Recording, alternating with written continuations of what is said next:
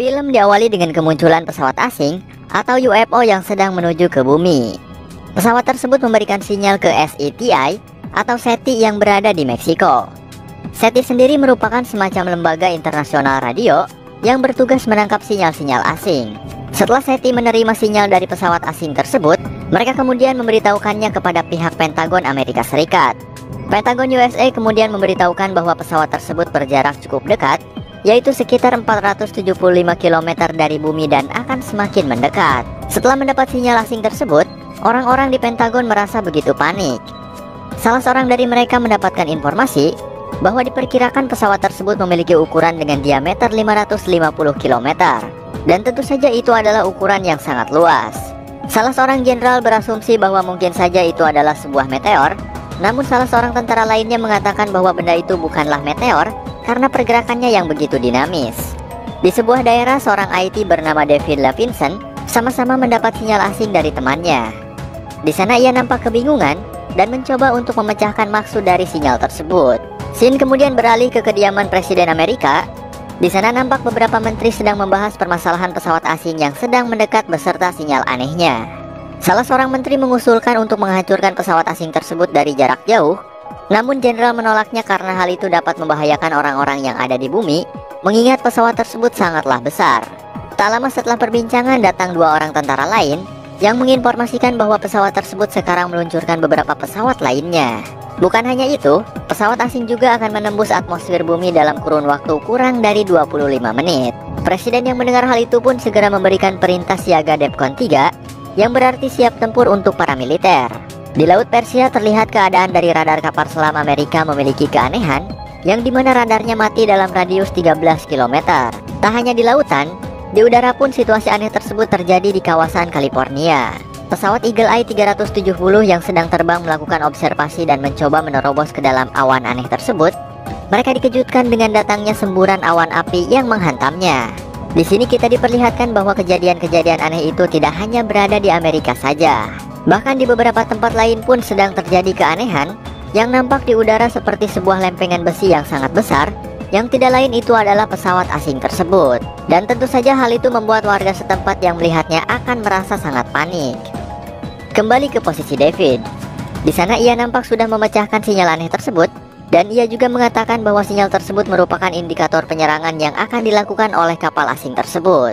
David memperkirakan bahwa sinyal itu akan berhenti di kurun waktu 6 jam setelah sinyal tersebut diterima, dan setelah 6 jam pesawat asing akan langsung menghancurkan bumi.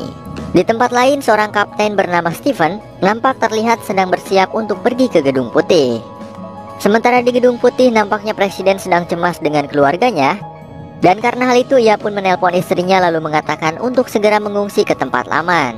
Singkat cerita, David yang sedang berada di Gedung Putih sesegera mungkin ia memberitahukan kepada presiden mengenai sinyal yang telah dipecahkannya. Selain itu ia juga menjelaskan sedetail mungkin apa yang diketahui kepada presiden, bahwa waktu yang tersisa hingga penyerangan hanya sekitar 27 menit saja.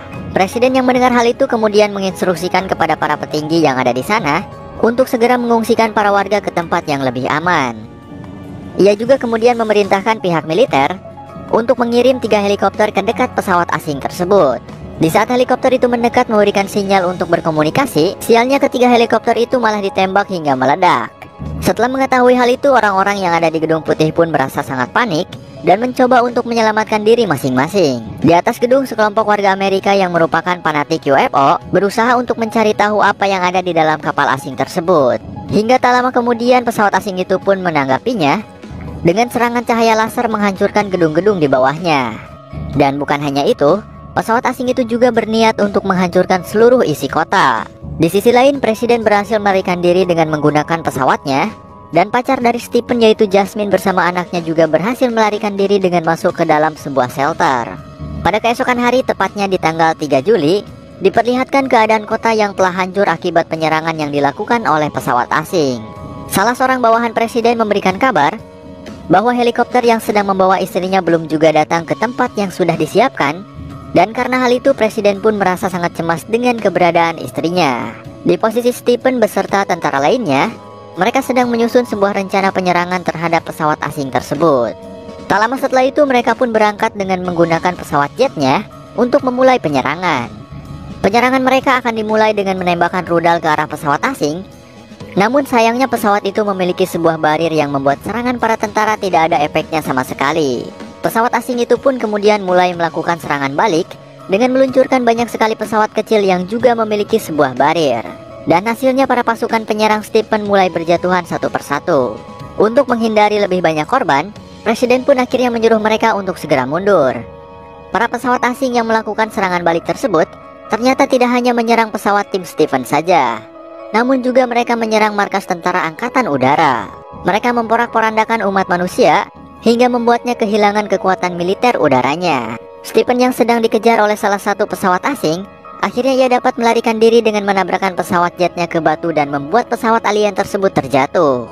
Kembali ke posisi Jasmine.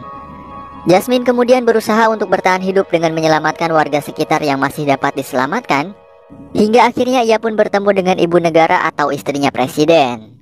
Faktanya ternyata ia terjatuh dari helikopternya dan beruntung ia masih dapat diselamatkan. Stephen yang telah melenyapkan pesawat alien tersebut, ia kemudian menyeret mayat sang alien yang berhasil ditanganinya. Di tengah jalan, Stephen meminta pertolongan kepada para rombongan yang akan mengungsi untuk mengantarnya ke pangkalan militer terdekat. Singkat cerita, mereka pun sampai di tempat yang ternyata itu adalah area 51 yang sangat dirahasiakan keberadaannya. Dan tak lama setelah itu, Presiden akhirnya datang bersama dengan rombongannya. Di sana mereka mulai membahas pesawat alien yang terjatuh pada tahun 1950 silam, di mana pesawat tersebut sempat diperbaiki dari tahun ke tahun, namun mereka tak kunjung berhasil memperbaikinya karena perbedaan teknologi yang begitu jauh. Namun anehnya ketika pesawat asing yang saat ini sedang menyerang sampai di bumi, pesawat alien yang sebelumnya terjatuh itu pun tiba-tiba menyala dengan sendirinya. Di posisi jenderal, ia merasa sangat marah terhadap Menteri Pertahanan karena terlambat untuk memberitahu tentang keberadaan dari area 51. Dan tak lama setelah itu, Presiden pun langsung memberi informasi terbarunya dengan memberitahukan bahwa sebagian negara yang ada di bumi telah hancur akibat serangan dari pesawat asing. Markas NATO yang memiliki alat tempur yang begitu hebat pun ikut dihancurkan oleh mereka. Di sisi lain, seorang dokter yang bertugas di area 51 terlihat sedang membedah tubuh alien yang sebelumnya dibawa oleh Stephen. Namun sialnya ia diserang oleh alien tersebut yang ternyata masih hidup. Pada scene ini terungkap bahwa para alien berkomunikasi dengan cara telepati atau komunikasi antar pikiran. Hal itu dibuktikan dengan sang alien yang merasuki pikiran si dokter untuk menyampaikan pesan kepada presiden dan yang lainnya. Pesan tersebut mengatakan bahwa mereka akan menghancurkan ras manusia di planet bumi. Presiden yang mendengar hal itu mencoba untuk bernegosiasi dengan menawarkan perdamaian. Namun sayangnya alien itu tidak menginginkannya sama sekali, dan mereka hanya menginginkan kematian umat manusia untuk mengambil seluruh sumber daya yang ada di bumi. Dan ketika alien tersebut mulai mendekat, pengawal presiden langsung menembakinya hingga mati. Setelah mendengar informasi tersebut, presiden kemudian memerintahkan untuk meluncurkan nuklir ke pesawat asing. Dan sekali lagi sayangnya nuklir itu sama sekali tidak ada gunanya, karena barier yang mereka miliki sangatlah kuat. Dan karena barier yang mereka miliki terbentuk oleh kumpulan sinyal, David memiliki sebuah ide untuk mengatasinya. Ia mengatakan bahwa dengan menanamkan sebuah virus komputer ke kapal para induk alien, maka barier yang dimiliki pesawat tersebut akan mati selama beberapa menit. Dan pada kesempatan tersebut, mereka semua harus menyerang dengan bantuan dari seluruh negara yang masih memiliki alat tempur untuk menyatukan kekuatan. Ide tersebut terpikirkan oleh David karena mengingat ia adalah seorang ahli dalam bidang teknologi khususnya komputer. Presiden pun menyetujuinya karena dirinya sendiri telah kehabisan cara untuk melawan makhluk kejam tersebut. Mereka pun mulai bersiap untuk melakukan rencana dengan menggunakan sandi Morse tua agar dapat dimengerti oleh seluruh militer di setiap penjuru bumi. Di keesokan harinya sebelum melancarkan rencananya, Presiden melakukan pidato singkat untuk menyemangati para pilot yang akan bertempur.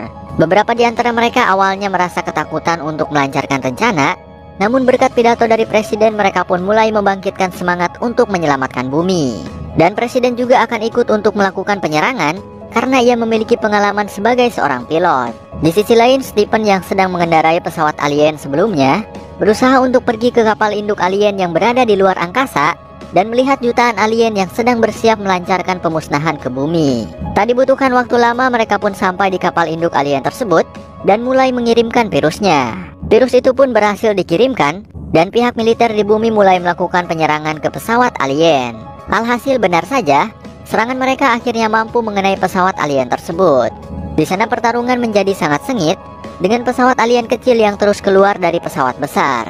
Saat pihak alien kewalahan, pesawatnya mulai bersiap untuk kembali meluncurkan senjata cahaya yang memiliki daya ledak yang sangat tinggi. Namun sebelum senjata tersebut dapat diluncurkan, salah seorang pilot mengorbankan dirinya untuk menghadang senjata tersebut karena itu adalah satu-satunya cara yang dapat dilakukan. Dan benar saja pesawat alien itu pun mendapat kerusakan yang sangat fatal dari dalam yang kemudian merambat ke bagian lainnya. Kembali ke posisi David dan Stephen, mereka berdua terjebak di kapal induk alien ketika sedang mengirimkan virusnya. Namun dengan skill yang mereka miliki bersamaan dengan peluncuran bom nuklir ke kapal induk, akhirnya mereka pun dapat melarikan diri dari sana. Dan tak lama kemudian pesawat induk alien itu pun meledak. Terlihat di belahan dunia bersorak karena para pejuang telah berhasil melumpuhkan pesawat alien tersebut.